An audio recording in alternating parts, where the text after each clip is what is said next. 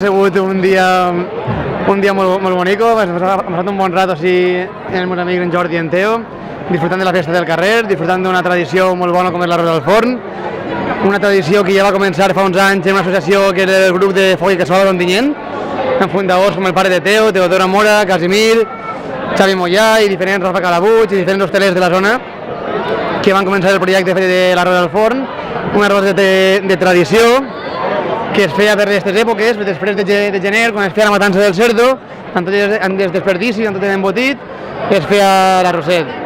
I està molt bé que a dia d'avui es facin tradicions com aquestes, la gent s'ho posa bé, que al carrer. Jo crec que és algo molt popular, crec que és algo que està ben executat perquè el poble participa en això. No és una festa per un entorn o per un grup en concret, sinó que és una festa de poble.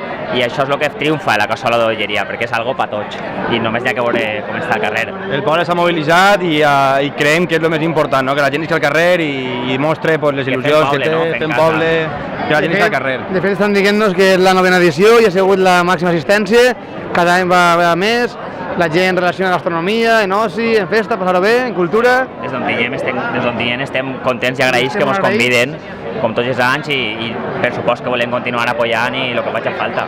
Teo ja s'ha compromès a portar 5.000 coques l'any que ve. Pensem que és una bona proposta i l'any que ve, si no passa res, tornarem i farem membres del jurat altra volta.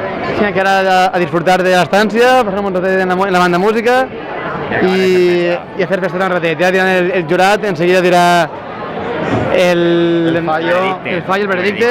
Ha sigut molt ajustat, pensem que ha hagut molt de nivell i la gent s'ha esforçat moltíssim, no? Que això és valorable. Moltes gràcies i passar-ho bé. Vinga.